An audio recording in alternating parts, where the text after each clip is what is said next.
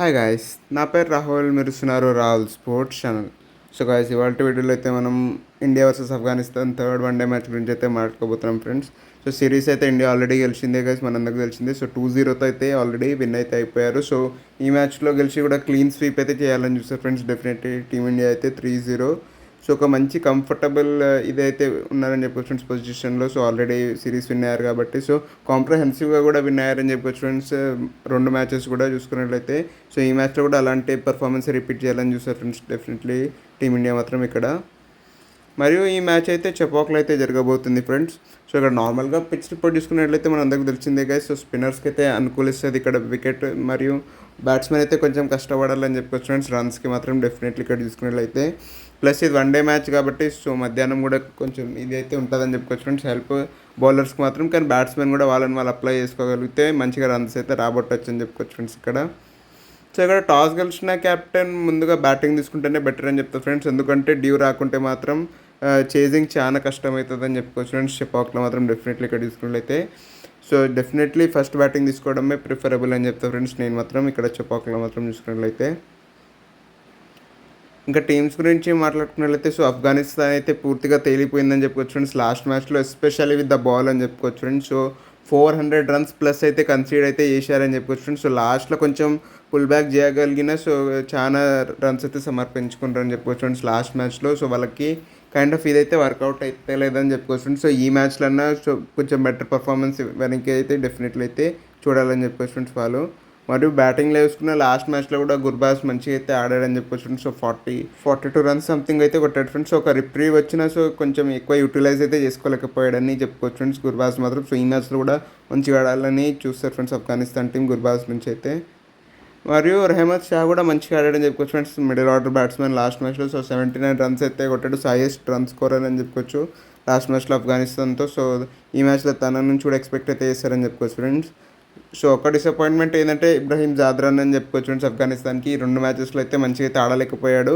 Last మ్యాచ్లో కూడా 22 runs something అయితే కొట్టాడు ఫ్రెండ్స్, కానీ అది కూడా కొంచెం లో స్ట్రైక్ రేట్లో అయితే ఆడాడు. సో ఈ మ్యాచ్లో అన్న మంచిగా ఆడాలని చూస్తాడు ఫ్రెండ్స్ ఇబ్రహీం జాద్రాన్ చూసినట్లయితే. మరియు బౌలింగ్ విషయానికి వస్తున్న వాళ్ళ స్పిన్నర్స్ పెద్దగా ఎఫెక్టివ్గా అయితే కనిపిస్తలేరని చెప్పుకోవచ్చు ఫ్రెండ్స్. సో చెపాక్ పిచ్ కొంచెం ఏమైనా అనుకూలిస్తుందేమో చూడాలని చెప్పుకోవచ్చు ఫ్రెండ్స్ ఆఫ్ఘాన్ స్పిన్నర్స్కి. ఎందుకంటే ఈ 2 మ్యాచెస్లో ఏమాత్రం ప్రభావం అయితే చూపించలేకపోయారని చెప్పుకోవచ్చు ఫ్రెండ్స్. నబీ కావచ్చు, నబీ అంటే లాస్ట్ మ్యాచ్లో ఆడలే, కానీ రషీద్ ఖాన్ కావచ్చు ఫ్రెండ్స్, గజన్ఫర్ కావచ్చు ఫ్రెండ్స్. సో ఈ మ్యాచ్లో ఎలా పర్ఫామ్ చేస్తారు అనే దాన్ని బట్టి వాళ్ళకి ఏమైనా ఛాన్సెస్ ఉంటాయి ఫ్రెండ్స్, విన్నింగ్ ఛాన్సెస్ ఆఫ్ఘనిస్తాన్కి మాత్రం చూసినట్లయితే. సో ప్లేయింగ్ లైన్లో చేంజెస్ విషయానికి వస్తే సో నబీ అయితే ఆడలేదు ఫ్రెండ్స్ లాస్ట్ మ్యాచ్లో సిక్నెస్ వల్ల. సో మేబీ టీంలోకి రావచ్చు అని చెప్పుకోవచ్చు ఫ్రెండ్స్ ఈ మ్యాచ్లో చూసుకున్నట్లయితే. అదర్వైజ్ పెద్ద ఏం చేంజెస్ అయితే ఉండకపోవచ్చు ఫ్రెండ్స్. ఇంకా టీమిండియా విషయానికి వస్తే ఒక మంచి ఆల్రౌండ్ పర్ఫార్మెన్స్ అయితే ఇచ్చారని చెప్పుకోవచ్చు ఫ్రెండ్స్ లాస్ట్ మ్యాచ్లో చూసుకున్నట్లయితే. సో విత్ ద బ్యాట్ కావచ్చు, విత్ ద బాల్ కావచ్చు, ఒక మంచి కాంప్రహెన్సివ్ పర్ఫార్మెన్స్ అయితే ఇచ్చారని చెప్పుకోవచ్చు ఫ్రెండ్స్ టీమిండియా ఇక్కడ. ఎస్పెషల్లీ విత్ ద బ్యాట్ అని చెప్పుకోవచ్చు ఫ్రెండ్స్. ఇషాన్ కిషన్, శుభ్మన్ గిల్ అయితే చెలరేగిపోయారని చెప్పుకోవచ్చు ఫ్రెండ్స్. ఇద్దరైతే సెంచరీస్ అయితే కొట్టాడు.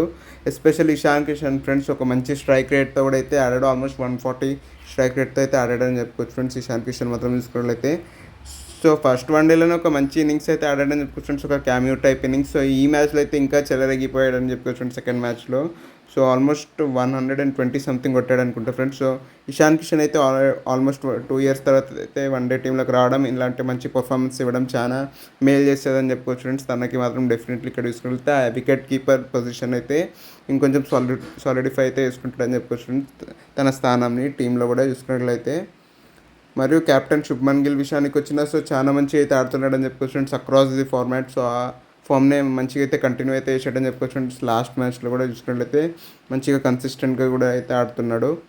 మరియు వీరిద్దరికి తోడు ఇంకో కొంచెం పాజిటివ్ న్యూస్ ఏంటంటే రోహిత్ శర్మ కూడా కొంచెం మంచిగా అయితే ఆడాడని చెప్పుకోవచ్చు ఫ్రెండ్స్ లాస్ట్ మ్యాచ్లో. ఆల్మోస్ట్ 48 రన్స్ అయితే కొట్టాడు. సో ఆల్మోస్ట్ హాఫ్ సెంచరీకి అయితే దగ్గర అయితే వచ్చాడని చెప్పుకోవచ్చు ఫ్రెండ్స్. సో అది కూడా ఒక మంచి సైన్ అని చెప్పుకోవచ్చు ఫ్రెండ్స్. రోహిత్ కూడా మంచి టచ్లో ఉండడం మనం ఇక్కడ చూసుకున్నట్లయితే. ఇంకా బౌలింగ్ విషయానికి వస్తే మరొకసారి గుర్నూర్ బార్ అయితే ఇంప్రెస్ చేశాడని చెప్పుకోవచ్చు ఫ్రెండ్స్ అందరినీ ఇక్కడ చూసుకున్నట్లయితే. ఈ సిరీస్లో ది ఫైండ్ అని చెప్పుకోవచ్చు ఫ్రెండ్స్. గుర్నూర్ బార్ చూసుకున్నట్లయితే చాలా మంచిగా అయితే వేస్తున్నాడని చెప్పుకోవచ్చు ఫ్రెండ్స్. బౌలింగ్ తన హైట్ని మంచిగా యూజ్ చేసుకొని మంచిగా బౌన్సర్స్తో వాటితో మంచి వేరియేషన్స్తో అయితే చాలా మంచిగా అయితే వికెట్స్ అయితే రాబడుతున్నాడు అని చెప్పుకోవచ్చు ఫ్రెండ్స్. సో గుర్నూర్ బార్ అయితే ఈ మ్యాచ్లో కూడా 3 వికెట్స్ అయితే తీసుకున్నాడని చెప్పుకోవచ్చు ఫ్రెండ్స్. సో ఫస్ట్ మ్యాచ్లో కూడా 3 వికెట్స్ తీసుకున్నాడు. మ్యాచ్లో కూడా 3 వికెట్స్ అయితే తీసుకున్నాడు. హర్ష్‌దీప్ సింగ్ కూడా చాలా మంచిగా చేశాడని చెప్పుకోవచ్చు ఫ్రెండ్స్ లాస్ట్ మ్యాచ్లో. సో ఈ మ్యాచ్లో కూడా అదే ఎక్స్పెక్ట్ అయితే చేస్తుండొచ్చు ఫ్రెండ్స్. సో 3 వికెట్స్ అయితే తీసుకున్నాడు హర్ష్‌దీప్ కూడా. సో చాలా మంచి పాజిటివ్ సైన్ అని చెప్పుకోవచ్చు ఫ్రెండ్స్ ఇక్కడ టీమిండియాకి. మరియు డెబ్యూటెంట్ ప్రిన్స్ యాదవ్ కూడా 2 వికెట్స్ అయితే తీసుకోగలిగాడని చెప్పుకోవచ్చు. సో ఫస్ట్ వన్డేలో డెబ్యూ వేస్తాం అనుకుంటే సెకండ్ మ్యాచ్లో అయితే చేశాడని చెప్పుకోవచ్చు ఫ్రెండ్స్ ప్రిన్స్ యాదవ్. సో కొంచెం ఎక్స్పెన్సివ్ అయిన వికెట్స్ తీశాడు కాబట్టి సో కొంచెం కాన్ఫిడెన్స్ బూస్ట్ అయితే అవుతుందని చెప్పుకోవచ్చు డెఫినెట్లీ.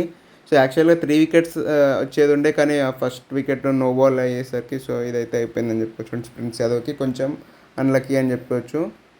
ఇంకా ప్లేయింగ్ లైన్ విషయానికి వస్తే టీమిండియాది సో హర్ష్ దూబేని అయితే మళ్ళీ తీసుకురావచ్చు ఫ్రెండ్స్ టీంలోకి, ఎందుకంటే కొంచెం స్పిన్నర్స్కి అనుకూలిస్తుంది చెపాకులా కాబట్టి.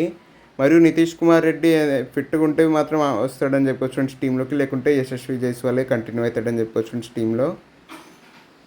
ఇంకా ప్రిడిక్షన్ విషయానికి వస్తే సో ఆబ్వియస్లీ టీమిండియాని ఫేవరెట్స్ అని చెప్పుకోవచ్చు ఫ్రెండ్స్. ఈ మ్యాచ్లో కూడా చూసుకున్నట్లయితే ఆన్ పేపర్ కావచ్చు, ఫామ్ ప్రకారం కావచ్చు, సో చాలా మంచిగా అయితే ఆడుతున్నారు కాబట్టి సో టీమిండియానే ఓవర్వెల్మింగ్ ఫేవరెట్స్ అని చెప్తా ఫ్రెండ్స్.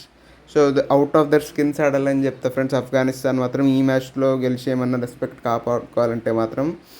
సో మీరే టీం గెలుస్తుంది అనుకుంటారు కింద కామెంట్స్లో తెలియజేయండి ఫ్రెండ్స్. మీకు కనుక వీడియో నచ్చినట్లయితే లైక్ చేయండి, షేర్ చేయండి, మరి నా ఛానల్కి సబ్స్క్రైబ్ చేసుకుంటే ఇలాంటి వీడియోస్ కోసం. And thanks for watching.